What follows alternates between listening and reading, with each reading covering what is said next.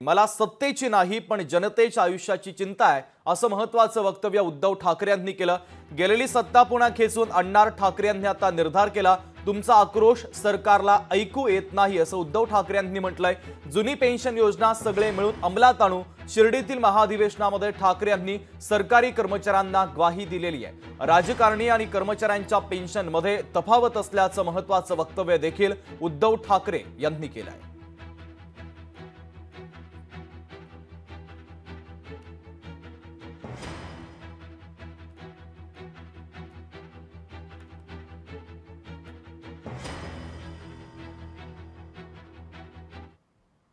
मला सत्तेची पर्वा नाहीये, मला तुमच्या आयुष्याची पर्वा आहे। मला आयुष्याची तुमच्या चिंता आहे, तुमच्या कुटुंबियांची चिंता आहे।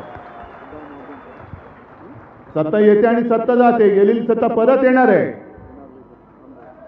नक्की येणार, खेचून आणणार आणि तुम्हाला मी न्याय देणार। आज किंवा उद्याच्या कॅबिनेटमध्ये या सरकारने जुन्या पेन्शन योजनेची योजना मान्य केली तर तुमचं काय होणार आहे? तुम्ही देणार त्यांना मत? नाही, कारण अशा गोष्टी होतात। मध्ये निवडणूक आहे, 2 महिने आहेत।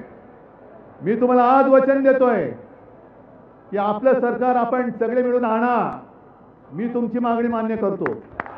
मला मुख्यमंत्री होण्याची स्वप्न तेव्हाही नव्हतं, आता सुद्धा पडत नाहीये। मला माझा महाराष्ट्र म्हणजे महाराष्ट्रातले दगड धोंडे नाहीत, महाराष्ट्र म्हणजे तुम्ही माझी जिवंत हाडामासाची बांधव आणि भगिनी आहात। आणि सुभाष देसाईंनी मगाशी पेन्शन किती कोणाला मिळतं, आता मला किती मिळते मला नाही मिळणार आहे, अजून मी रिटायर नाही झालेलो आणि सत्तेतून रिटायर कोणी मला करू शकत नाही। जरी मी सत्तेत असलो काय नसलो काय, तुम्ही सोबत आहात तोपर्यंत सत्ता ही माझ्याकडेच आहे। जनतेची सत्ता आहे, ती सगळ्यात महत्त्वाची आहे। सरकार वेगळं, शिवसेना प्रमुख पुढे सत्तेमध्ये होते पण सत्ता त्यांच्याकडे होती ना।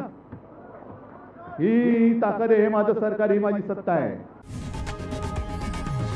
लोकशाही मराठी ऐका, पहा, जागरूक रहा।